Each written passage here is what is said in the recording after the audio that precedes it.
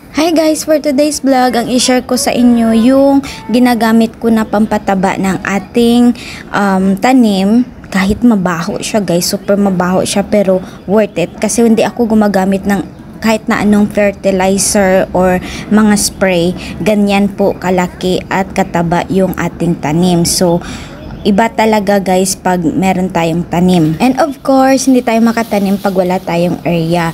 Merong space dito sa harap ng bahay na may mga bulaklak. Tapos sabi ko, ayaw ko ng ganito na parang nagaano talaga siya guys, nagadami siya kasi natakot ako baka merong ahas. So, nag-ask ako ng help para maglinis. So, ito na siya after ng linis. Ayan, konting area lang siya pero at least kahit papano may tataniman tayo na meron talagang makukuha pag kailangan. So, ito yung sinasabi ko na mabaho pero grabe siya ka-effective sa ating pananim. Dito sa likod bahay, dito namin gilagay yung malaking tub kasi dito ko nilalagay yung mga pinagbalatan natin ng gulay, yung mga eggshell, yan, dyan ko siya nilalagay.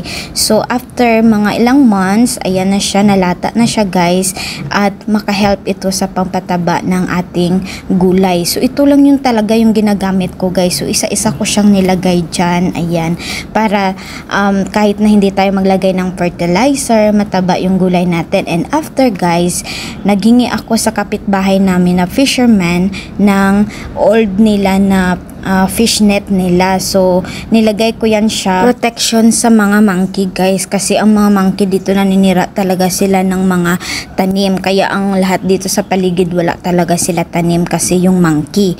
So, bali, naisipan ko ito siya guys na magtanim ako kasi iba pa rin talaga yung may makukuha kapag kailangan mo siya. Kahit pa konti-konti lang enough sa isang lutuan, ganun. So, iba pa rin talaga pag may tanim tayo. Bali, ito na yung mga seeds na gagamitin natin. So, first, ilagay ko muna siya sa mga pot. Saka ko na ilipat sa lupa talaga siya. So, ayan. So, bali, wala akong maipakita sa inyo na yung starting ng tubo niya. Kasi, after ko nagtanim nito guys, is 1 month kami nagbakasyon sa Europe. So, pagbalik namin, ito na siya. Ayan, kabongga-bongga, 'di ba? Ang mga ng aking patula, ayan. Ginabalot ko sila ng lak ang patula ko, guys. Oh. Ayan.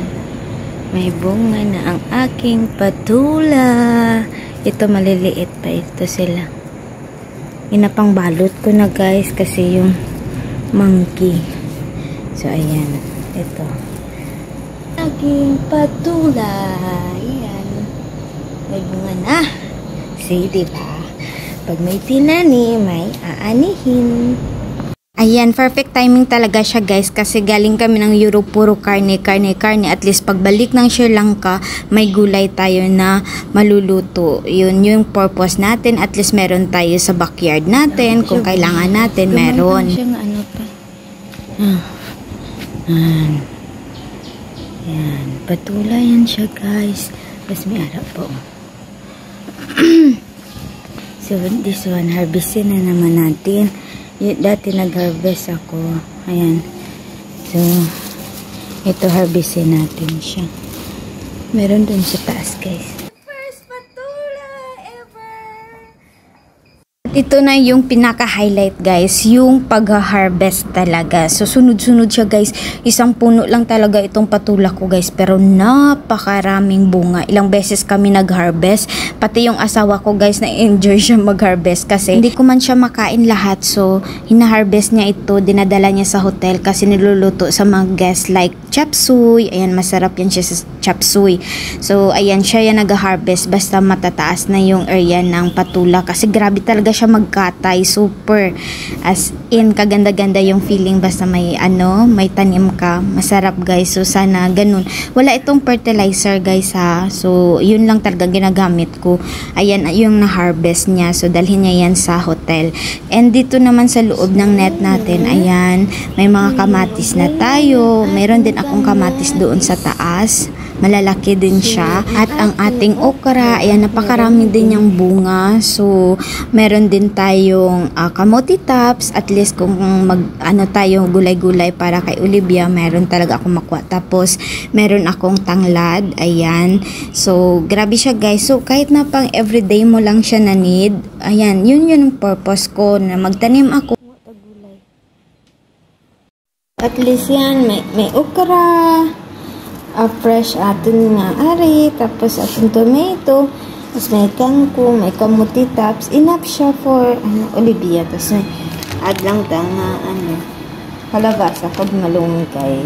Ayan. Morning! So, punta na naman tayo sa aking maliit na garden.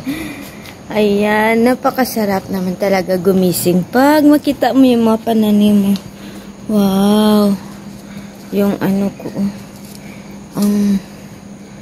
nagagrowgid ang akong kalamansi. Ayan, may bunga na naman siya. Tapos may papaya ako doon sa loob.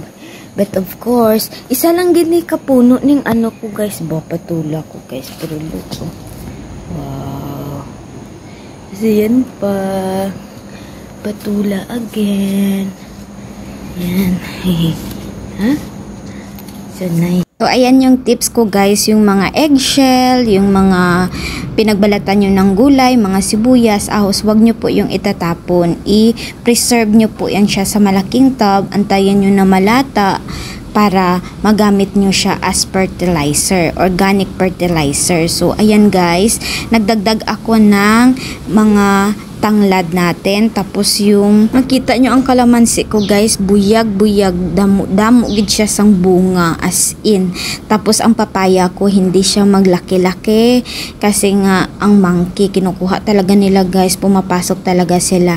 And after na yung okra ko, ang ipinalit ko is talong naman siya. So kita nyo yung talong ko, namumulak na siya guys. So yan lang ang tips natin for today's video. Thank you for watching. Thank you, bye.